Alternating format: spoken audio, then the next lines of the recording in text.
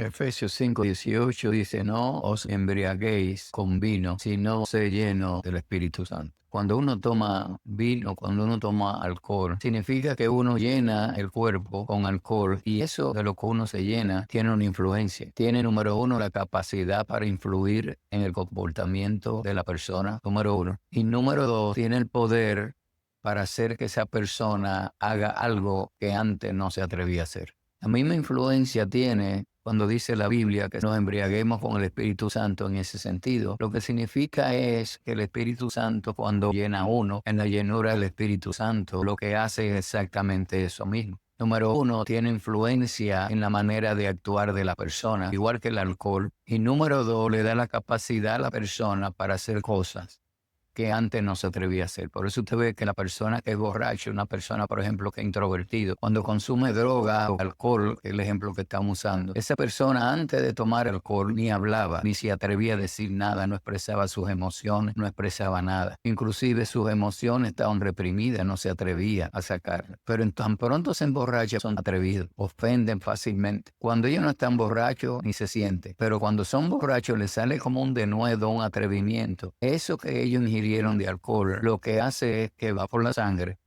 pasa por su cerebro.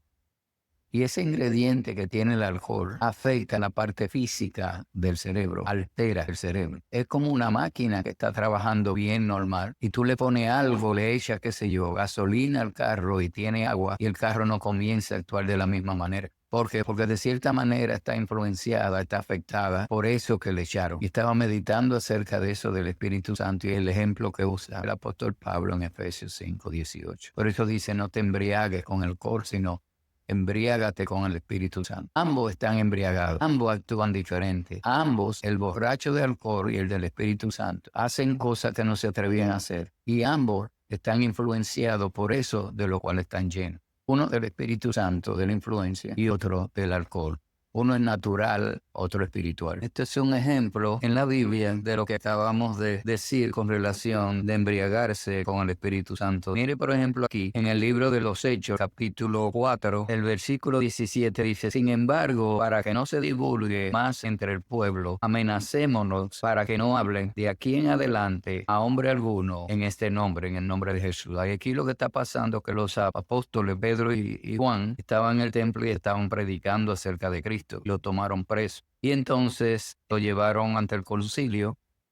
El concilio le dijo que no podían seguir predicando. Miren el 16 dice, ellos, el concilio, se reunieron diciendo, ¿qué haremos con estos hombres? Porque de cierto señal manifiesta ha sido hecha por ellos, notoria a todos los que moran en Jerusalén. Y no lo podemos negar. En otras palabras, no podemos negar los milagros que ellos están haciendo ni nada de eso. ¿Qué vamos a hacer con estos hombres? Y dice el 17, sin embargo, para que no se divulgue más entre el pueblo, amenacémoslos para que no hablen de aquí en adelante a hombre alguno en este nombre, en nombre de Jesús. Versículo 18 dice, y llamándolos, les intimaron de que en ninguna manera hablasen ni enseñasen en el nombre de Jesús. Mas Pedro y Juan respondieron diciéndoles, juzgad si es justo delante de Dios obedecer a vosotros antes que a Dios, porque no podemos dejar de decir lo que hemos visto y oído. Ellos entonces, el concilio le amenazaron y le soltaron, no hallando ningún modo de castigarle por causa del pueblo, porque todos glorificaban a Dios por lo que se había hecho. Cuando termina el concilio, ellos van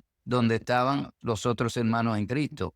Y dice, y puesto en libertad, vinieron a lo suyo, Juan y Pedro, y contaron todo lo que los principales sacerdotes y los ancianos le habían dicho. Y ellos, habiendo oído, alzaron unánime la voz a Dios, y dijeron, soberano Señor, comenzaron a orar, tú eres el Dios que hiciste el cielo y la tierra, el mar y todo lo que en ellos hay. Que por boca de David, tu siervo, dijiste, ¿por qué se amotinan la gente y los pueblos piensan cosas vanas? Y después, más adelante, en el 29, siguen orando y dicen, y ahora Señor, mira sus amenazas y concede a tus siervos que con todo denuedo hablen tu palabra. Aquí están orando por denuedo para hacer todo lo contrario de aquello que lo amenazaron. Y el versículo 30 dice, mientras tú extiendes tu mano para que se hagan sanidades y señales y prodigios mediante el nombre de tu santo Hijo Jesús. Oiga la clave, danos de nuevo para hablar tu palabra mientras extiende tu mano para que se hagan sanidades y señales y prodigios mediante el nombre de tu santo Hijo Jesús. Cuando hubieron orado esto, el lugar en que estaban congregados tembló y todos fueron llenos del Espíritu Santo y hablaban con denuedo la palabra de Dios. Y mire el versículo 32. Y la multitud de los que habían creído era de un corazón y un alma, y ninguno de ellos decía ser suyo propio lo que poseía. Fíjese lo que pasa. Ellos ahora le están pidiendo a Dios que le dé denuedo porque fueron amenazados. Danos denuedo, danos atrevimiento, danos osadía. Por encima de esta amenaza, danos eso. Haz en nosotros para nosotros hacer lo contrario. Pregunta, cuando una persona está pidiendo osadía es porque no la tiene. Número 2, yo me imagino que la amenaza lógicamente afecta a uno en la mente, porque uno comienza a pensar en las consecuencias. Esa gente lo podía matar. De hecho, a Juan y Pedro lo castigaron, le dieron latigazos. Entonces eso tiene una influencia en el hombre natural. Y ellos dicen, nosotros no podemos dejar de hacer esto. Pero hay una lucha interna, yo asumo, no lo dice la Biblia. Y por eso ellos piden que sea Dios que le dé el poder, el denuedo, para ellos poder seguir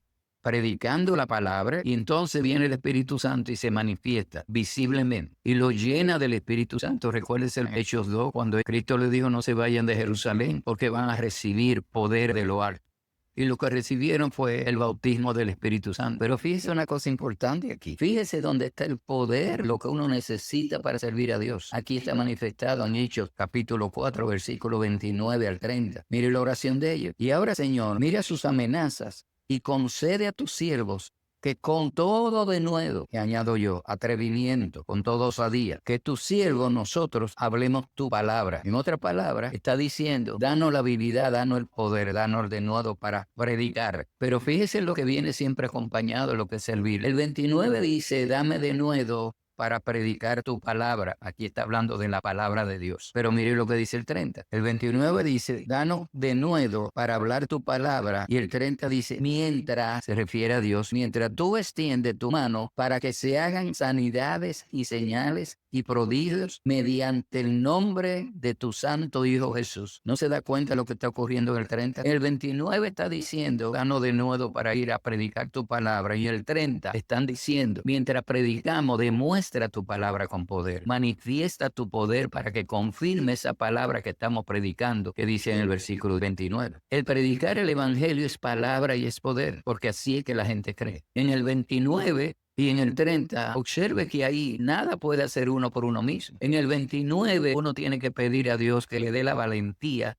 a pesar de las amenazas, a pesar de las críticas, a pesar de orar por una persona y no se sana y queda ridículo. Y en el 30, ellos piden no solamente que le dé de nuevo, sino que Dios confirme esa palabra, que no vienen de ellos realmente, sino que viene de Dios. El hombre predica la palabra y Dios la confirma. Ese era el ministerio de Cristo. Por eso Cristo decía, si no me creen a mí, a lo que yo digo, por lo menos crean en las obras que yo hago. Porque cualquiera puede decir palabra, cualquiera. La Biblia dice que en los últimos tiempos van a venir gente que están sirviendo a Dios, echando fuera demonios, sanando a los enfermos, que Cristo los rechazó, que dijeron, Señor, Señor, en tu nombre echamos fuera demonios. Y Cristo lo dijo, apartado de mí, hacedores de maldad, porque esa gente era mala. Pero Dios respalda su palabra de toda manera. Dios usa gente. Dice la Biblia que Dios usa vasos de barro, frágiles. Y hay vasos que son dignos y hay vasos que son para destrucción, dice la Biblia. Judas era un vaso de destrucción. Dios hace como Él quiere. Hay vasos que son de barro y hay vasos que son de oro. Entonces, en resumen, dice aquí en el versículo 31, y todos fueron llenos del Espíritu Santo, o sea, vino poder sobre ellos, y hablaban con denuedo la palabra de Dios. ¿Qué está diciendo la Biblia aquí? Ellos en el 29 están pidiendo denuedo porque fueron amenazados. Dice entonces que después que vino el Espíritu Santo sobre ellos, que hasta tembló el lugar donde ellos estaban. Dice que salieron entonces de ese lugar los que estaban ahí con un denuedo tremendo y salieron a predicar la palabra. La Biblia no lo dice, pero probablemente lo que estaba dentro de ellos, que ellos no tenían el denuedo para hablar, algo que estaba impidiendo en ellos. Viene el Espíritu Santo y se lo provee. Dice que salieron de ahí hablando con denuedo. Pregunta, ¿de dónde consiguieron? Y ellos no lo tenían. Lo consiguieron del versículo 29. Por eso dice la palabra que nosotros sin Cristo nada podemos hacer, sin el Espíritu Santo. Nada podemos hacer. Dice la Biblia, no es con ejército ni con espada, sino con el Espíritu Santo. Dice la Biblia que no es con el esfuerzo humano, sino con la gracia de Dios. Dice la Biblia que somos vasos de barro, siervos inútiles, nada tenemos. Y dice que todo lo que nosotros tenemos lo recibimos de Dios. Simplemente somos vasos de barro que tenemos una voluntad. Y Dios no puede violar esa voluntad porque Él fue el que nos la dio. Por eso dice la Biblia, cede al Espíritu Santo. ¿Qué significa eso? Ceder al Espíritu Santo es ponerte disponible, o sea, no resista. Cede, déjate llevar de la mano. Es ceder tu voluntad, que sea el Espíritu Santo que te vaya guiando. Dice la Biblia que Dios es el que ordena nuestros pasos en esta vida. Así que lo importante aquí que yo veo es que, como digo, el Evangelio no es palabra, es poder de Dios también. Entonces hay personas que son cristianos, pero entonces niegan la palabra acompañada del poder, porque no creen en eso. Creen en una parte, pero esto es completo todo. No hay manera de que nosotros podamos predicar la palabra de Dios si el Espíritu Santo no nos ayuda. Esa es la razón por la cual decía Cristo, conviene que yo me vaya, porque los discípulos no querían que él se fuera, porque ellos no podían ver lo que venía detrás, porque convenía que Cristo se fuera. Número uno, ellos formó su discípulo por 3 años y medio, le dio la teoría, número uno, y después le dio la práctica, que es algo tampoco que se ve. La gran mayoría de los casos, cuando uno ve ahora la iglesia de Cristo, todo es teoría, pero no hay demostración del poder de Dios, que es lo que confirma que esa palabra viene del cielo, no del que la predica, no de Gabriel, no de aquel apóstol, no aquel tipo famoso. Dios confirma su palabra, tiene que venir del cielo. Y eso a la vez que hace que las personas crean. Por eso es que la gente cree. Por eso Pablo se convirtió, por esa experiencia sobrenatural. ¿Cómo puede ser posible que una luz del cielo pueda tumbar a una persona que está montado en un caballo? ¿Qué tiene esa luz que lo tumbó del caballo? Número dos, ¿qué tiene esa luz? Decía que vino al mediodía, significa que es muchísimo más brillante que la luz del día. ¿Qué tiene esa luz tan brillante que pone ciego a Pablo? Todos nosotros salimos a la luz, todos los días vemos el sol. ¿Qué de sobrenatural es eso? Por eso Pablo se sorprendió y creyó. Si no lo tumban del caballo, no tiene esa experiencia. Él va a Damasco y sigue matando a la gente. Después de la muerte de Esteban, Pablo andaba acabando, iba casa por casa. ¿Por qué Pablo creyó? Porque no podía negar eso, no lo podía negar. Decían la gente que Pablo no era apóstol porque no había visto a Cristo. Y él dice, sí, yo lo vi, dice la Biblia. ¿Dónde lo vio Pablo? El camino a Damasco, donde tuvo el encuentro con Cristo. Por eso creyó Pablo, por eso su vida se transformó completamente. ¿Cómo puede ser posible que se transforme? De la misma manera de transformar a la gente hoy en día. Eso es lo que el pastor le llama evangelismo sobrenatural. El evangelismo sobrenatural, ¿sabe cuál es? Predicar la palabra acompañada de señales, del poder de Dios. Que la gente le dé una profecía a alguien y esa palabra que reciba confirma de que esa palabra viene de Dios, no de la persona que Dios está utilizando. El evangelio es palabra y es poder. Hay que hacer énfasis en esas dos cosas. La palabra da el convencimiento y el poder demuestra que esa palabra viene de Dios.